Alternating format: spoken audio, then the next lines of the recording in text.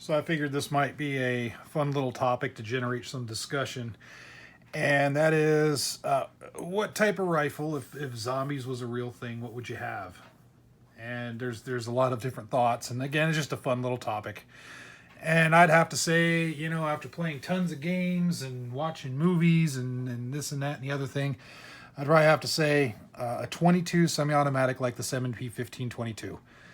And the thing that makes this awesome is I have a variable power optic on it. This one's from NorthTac. It's the Assault 1 to 4 LPVO. And I've done a review on this. An awesome, awesome optic that's perfect for a rimfire platform, I think. So definitely check it out if you want. Go to their website, check out their stuff. Really, really good stuff. But anyway, I think this will be the perfect little rifle. And the reason I say a 22 is you think about it and all the lore and all the movies and stuff. Well, that's the best way to kill the dang things. Well, that's by a shot to the head. And I'm thinking, well, all you're doing is stopping brain function. So you don't need a lot of heavy, heavy ammunition. Save the heavy ammunition, the more high-powered stuff for the human threat, right? So I thought, well, what's the most size-efficient ammo? Well, it's going to be a 22. It still reaches out. It'll still penetrate things at 100 yards, no problem. And it's actually a pretty accurate little round.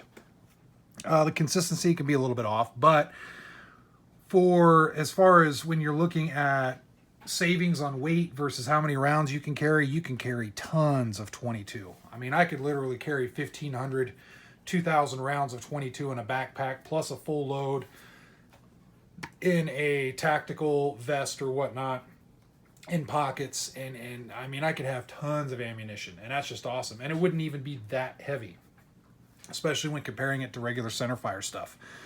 So there's still enough oomph to get the job done. Very low recoil, very, very low muzzle blast, very easy to shoot.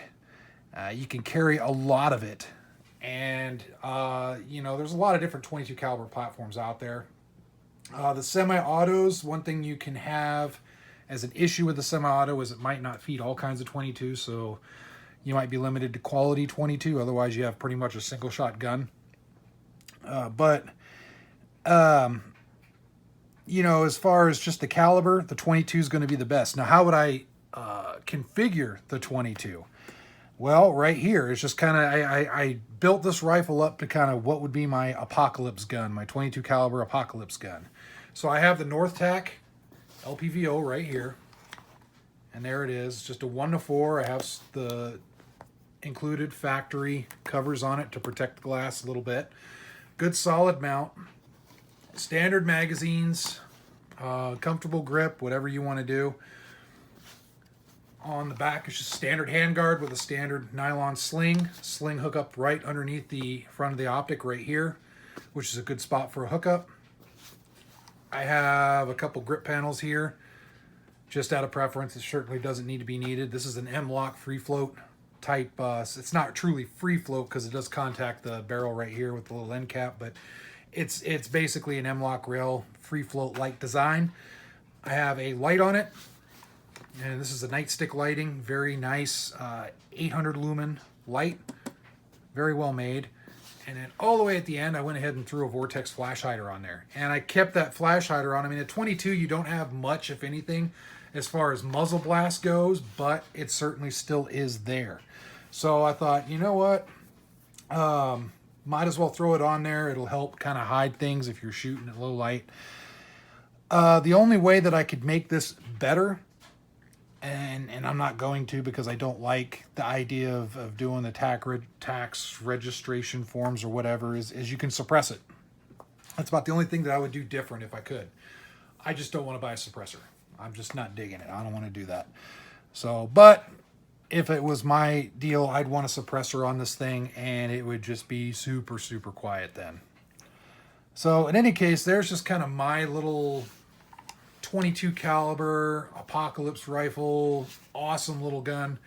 There's a lot of different flavors out there. This one thing about it is the manual of arms is just like an AR-15, and it's very good quality. The magazines, very good quality magazines, 25 rounders. They function extremely well. I never had an issue with them. They're pretty solid. You can drop them. You can kick them around and all that good stuff, and they'll still work rather well. They insert really well. I think this is one of the better 22 caliber semi-automatic rifles out there available. It's hard to beat this thing. So in any case, takedown cleaning is about the same as an AR-15 as well. It's very close, and it's very few moving parts. It functions well as far as getting dirty and whatnot. Just like any 22 though, if you get a 22 dirty enough, they're all going to start failing. I think it's just the nature of the design. I haven't encountered a 22 that can just run consistently after it gets really dirty and gunked up. So just like anything else, you got to keep it clean. But this thing seems to run pretty good when I start getting it dirty, but it does have its failure point.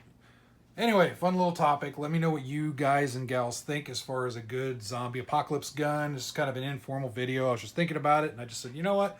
I'll do a quick video on it, throw it up, see what people think. So anyway, let me know what you think. Subscribe. If you're watching this, go ahead and show me some love. Hit the subscribe button. I try to throw out videos as much as I can. And feel free to leave a comment. All right, thanks a lot for watching.